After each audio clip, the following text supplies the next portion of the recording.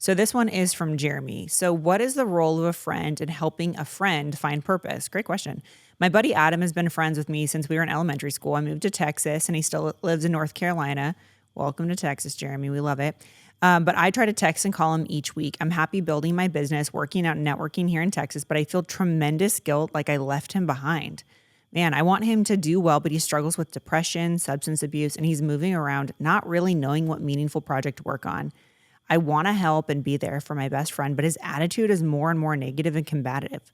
I feel like if I stayed in North Carolina or was more involved, maybe he might be better off. But I also know that's an absurd thing to expect of myself when I'm my own purpose-driven life. Very, very important. So how do I deal with this guilt and what can I do for Adam? So this is really important. This is a classic question where you have to ask the question, what's on your paper and what's on my paper? You and I talk about that all the time. Like in relationship, if you're in a relationship with any person, a friend, a spouse, what is your responsibility and what's the other person's responsibility? And oftentimes in friendships or deeply committed relationships, we take stuff from their paper, consciously or subconsciously, and we put it on our paper, and we saddle ourselves with the responsibility that person isn't taking. Sure. Because that's what's going on. Yeah, that's exactly right. He's sitting here. I'm purpose-driven. I'm going after my goals. I'm moving to a new state. I'm trying to conquer these objectives, and he's taking responsibility for something that his friend's not taking responsibility for. Yeah. Yeah. And first of all, Jeremy, it sounds like you're a really good friend. Yeah. Like you really care about your best friend, your buddy, and you don't want to leave someone behind. But I got to be honest, every time you move to a new level, you will lose people. You will leave people behind because they're making the choice to not go with you. Like you're making a choice to move on. You move states, you move circumstances. It sounds like you're working on a business. Congratulations. And you're choosing to move on. And so it's a really hard truth that you will not have people with you from the beginning at the end. We hope that they're there. And I think that your heart is totally in the right place to be there for your friend. But we've seen so many people hold themselves back from their purpose because they wanted to make other people feel more comfortable. They didn't want to rock the boat. They didn't want to seem bigger than. They didn't want to offend people, even just by showing up and being their strong selves. They didn't want to intimidate or make other people feel inferior. And by doing that, making themselves small, they ultimately held themselves back from their purpose. And I think Jeremy's actually feeling that right now, that he knows he even said it's an absurd thing to do. Yeah. But how do I help my friend? Couple of things.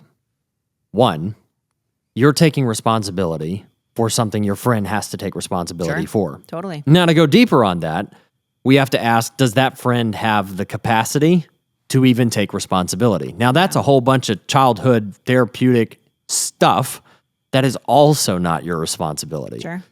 So regardless of whether or not your friend has the ability to take responsibility for his actions or not take responsibility for his actions, it's still not your responsibility. Right. That's the hard truth.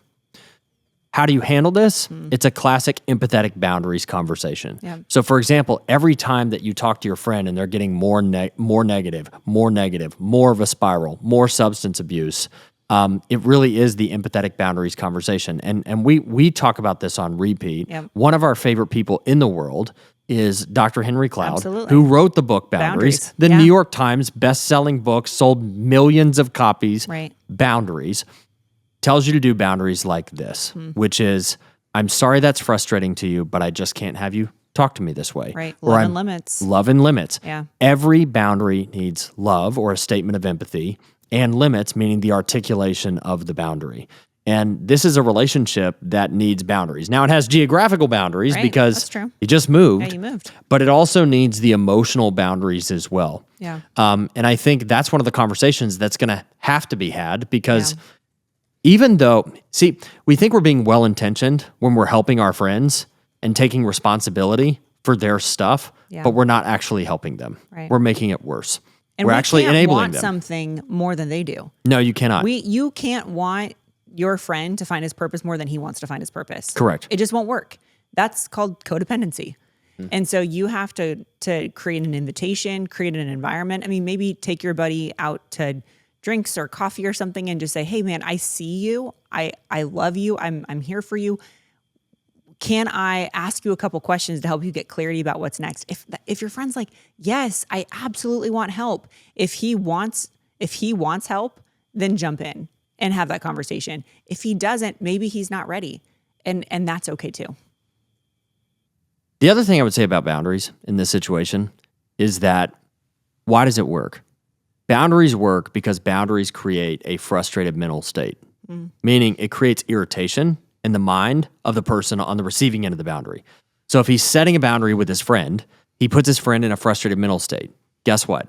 The frustrated mental state is his friend's best possible opportunity for change. When we run in like firemen, take responsibility for the stuff we're not supposed to take responsibility for, we actually relieve the pain, we relieve the frustrated state, and they actually are more likely to stay in the place that they're in right now. So the most loving thing you can do for a friend is to actually put boundaries in the relationship. And even if they want help, by the way, you have to ask yourself the question, are you the right person to help them? Are you the right person to help them? If you are skilled and equipped to help them in the area in which they need help, sure. But if you're not skilled and equipped to help them in the area in which they're struggling, then part of that boundary needs to be suggesting that they go to a person that can help them in that area.